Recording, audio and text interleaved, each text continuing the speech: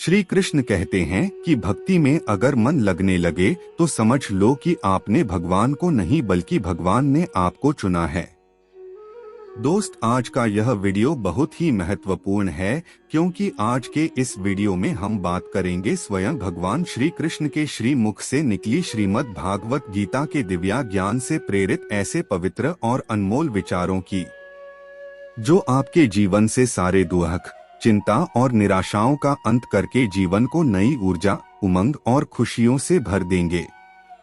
श्रीमद् भागवत गीता सिर्फ एक धर्म के लिए नहीं है, बल्कि इसे धरती के हर इंसान को पढ़ना और समझना चाहिए ताकि वह अपनी जिंदगी में सुख, शांति और सफलता को प्राप्त कर सके। कहा जाता है कि जिस घर में गीता का पाठ हर रोज पढ़ा जाता है या सुना जाता है, उस घर में भगवान श्री कृष्ण स्वयं आते रहते हैं। मित्र, अगर आप भगवान श्री कृष्ण के इस बहुमूल्य ज्ञान का लाभ अधिक से अधिक लेना चाहते हैं तो श्रीमद् भागवत गीता से प्रेरित इस ज्ञान को पूरा अंत तक सुने और इन विचारों को आप हर रोज सुबह और रात में सोने से पहले जरूर सुने। तो चलिए सुनते हैं भगवान श्री कृष्ण के श्री मुख से निकले इन अनमोल विचारों को। श्री कृष्ण कहते हैं, जिंदगी में कुछ नेक काम ऐसे भी करने चाहिए जिनका उस ऊपर वाले के सिवा कोई दूसरा गवाह ना हो। जीवन मिलना भाग्य की बात है, मृत्यु होना समय की बात है, मगर मृत्यु के बाद भी लोगों के दिलों में जीवित रहना यह कर्मों की बात है। कहानी पुरानी जरूर है और आपने सुनी भी होगी, पर कई बार कहानी की शिक्षा इतनी महत्वपूर्ण होती है कि उसे बार बार सुनना जरूरी हो जाता है ताकि हम सतर्क हो सके, बार बार अपने जीवन में झांक सकें कि कहीं हम भी तो ऐसा नहीं कर रहे। भगवान ने जब इंसान की रचना की तो उसे अपनी यात्रा आरंभ करने से पहले 2 पोटल दी और कहा, एक पोटली तुम आगे की तरफ लटकाना और दूसरी पोटली कंधे के पीछे की तरफ। इंसान ने बिल्कुल वैसा ही किया। फिर भगवान ने कहा, ध्यान से सुनो, तुम्हारी नजर सिर्फ और सिर्फ आगे वाली पोटली पर होनी चाहिए, पीछे वाली पर नहीं। इंसान हामी भर कर वहां से चला गया। इंसान ने ठीक वैसा ही किया जैसा उसे भगवान ने बताया था। वो आगे वाली पोटली को बार बार देखता। आगे वाली पोटली में उसकी कमियां थी और पीछे वाली पोटली में दुनिया की कमियां। वो जब भी आगे वाली पोटली को देखता तो उसे अपनी कमियां नजर आती। वो एक एक करके अपनी कमियां सुधारता गया और उसकी तरक्की होने लगी। वो बहुत अच्छा इंसान बनता गया, बेहतर से बेहतर खुशहाल होता गया।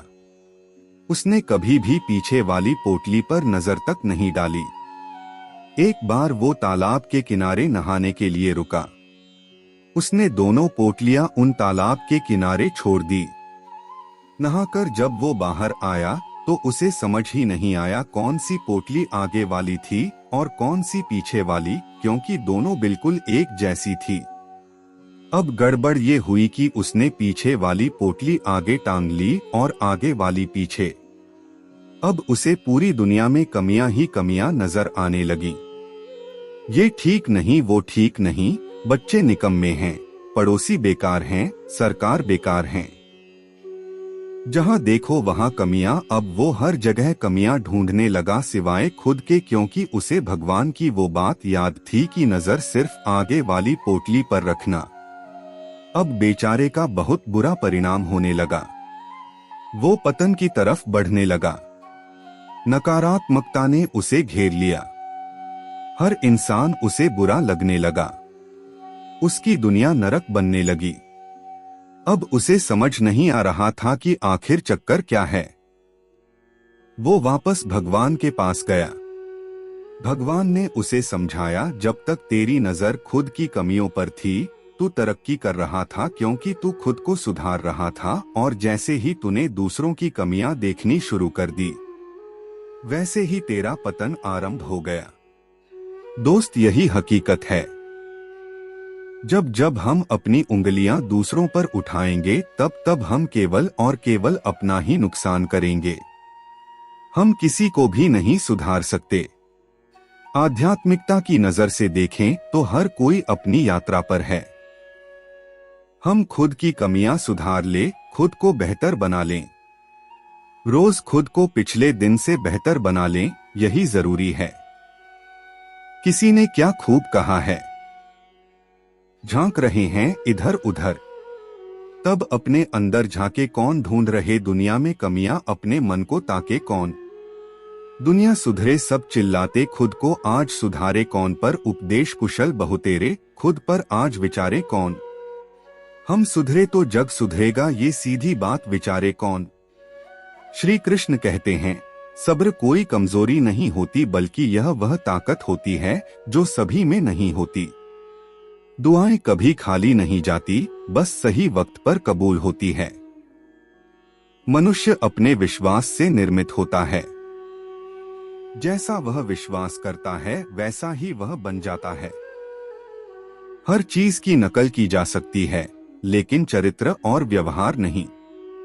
अपनी सोच को काबू में रखिए, क्योंकि आपकी सोच ही असलियत का रूप लेगी। अगर नियत अच्छी हो तो नसीब कभी बुरा नहीं होता।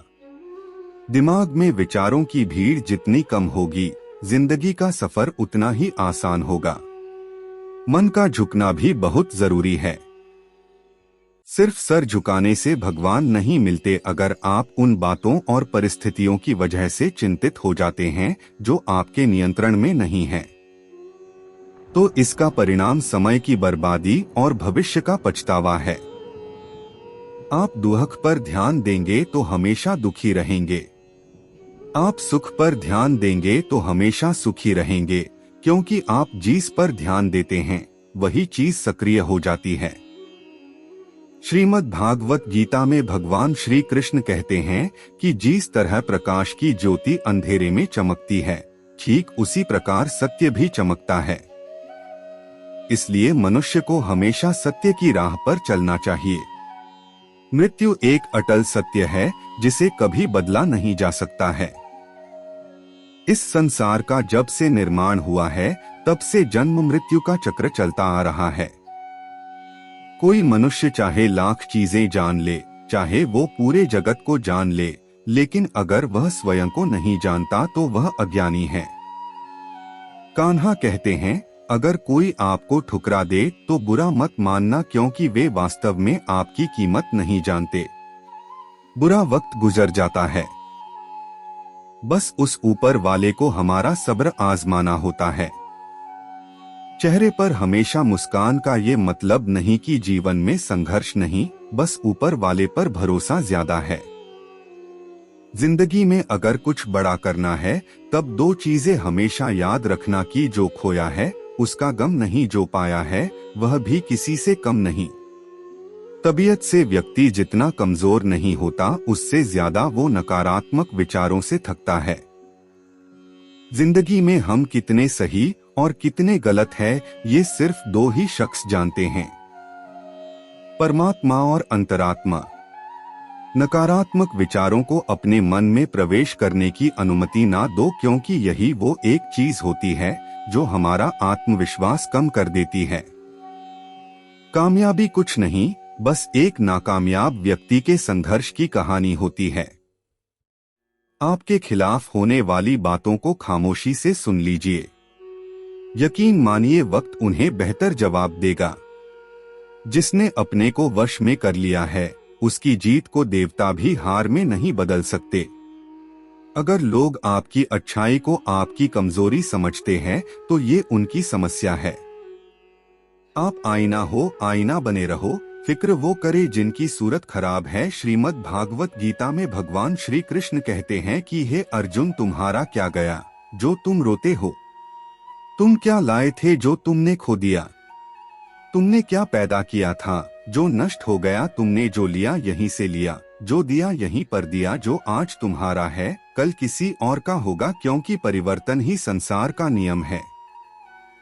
और समय के साथ संसार में हर चीज परिवर्तन के नियम का पालन करती है। भगवान श्री कृष्ण कहते हैं, कर्म योग ही वो योग है जिसके माध्यम से हम अपनी जीवात्मा से जुड़ पाते हैं। कर्मयोग हमारे आत्मज्ञान को जागृत करता है। इसके बाद हम न केवल अपने वर्तमान जीवन के उद्देश्यों को बल्कि जीवन के बाद की अपनी गति का पूर्वाभ्यास प्राप्त कर सकते हैं। इस योग्य में कर्म के द्वारा ईश्वर की प्राप्ति की जाती है।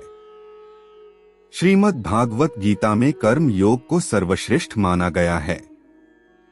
गृहस्थ और कर्मठ व्यक्ति के लिए यह योग अधिक उपयुक्त है। कर्मयोग सिखाता है कि कर्म के लिए कर्म करो, रहित होकर कर्म करो। कर्मयोगी इसीलिए कर्म करता है कि कर्म करना उसे अच्छा लगता है। कर्मयोगी इसीलिए कर्म करता है कि कर्म करना उसे अच्छा लगता है। कर्मयोगी कर्म का त्याग नहीं करता, वो केवल कर्म फल का त्याग करता है और दुखों से मुक्त हो जाता है। उसकी स्थिति इस संसार में एक दाता के समान है और वो कुछ भी पाने की कभी चिंता नहीं करता। वो जानता है कि वो दे रहा है और बदले में कुछ मांगता नहीं और इसीलिए वो दुख के चंगुल में नहीं पड़ता। संसार का कोई कार्य भ्रम से अलग नहीं है, इसलिए कार्य की प्रकृति कोई भी हो, निष्काम कर्म सदा ईश्वर को ही समर्पित हो जाता है। श्री कृष्ण कहते हैं, मनुष्य का जीवन केवल उसके कर्मों पर चलता है। जैसा उसका कर्म होता है वैसा उसका जीवन होता है।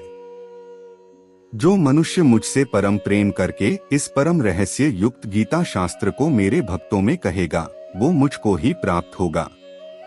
जो मनुष्य श्रद्धा युक्त होकर और दोषों से रहित होकर इस गीता शास्त्र का श्रवण करेगा, वह भी सभी पापों से मुक्त होकर मेरे परम धाम को प्राप्त होगा। कान्हा कहते हैं, मैं धरती की मधुर सुगंध हूँ, मैं अग्नि की उष्मा हूँ, मैं सभी जीवित प्राणियों का जीवन और सन्यासियों का आत्म संयम भी मैं ही हूँ, भगवान कहते हैं। जो मनुष्य गीता के इस रहस्य को भक्तों को धारण करवाता है और इसका विस्तार एवं प्रचार करता है, वह मनुष्य मुझे अत्यधिक प्रिय है। मित्रों, मैं आशा करता हूँ कि आपने इस वीडियो से बहुत कुछ सीखा होगा। वीडियो को लाइक और शेयर करके कमेंट में जय श्री राधे कृष्ण लिखना ना भूलें और ऐसे ही ज्ञानवर्धक वीडियो पाने के लिए हमारे चैनल को सब्सक्राइब करके घंटी जरूर बजा दे। भगवान श्री कृष्ण आपको हमेशा प्रसन्न रखे। जय श्री राधे कृष्ण। राधे राधे।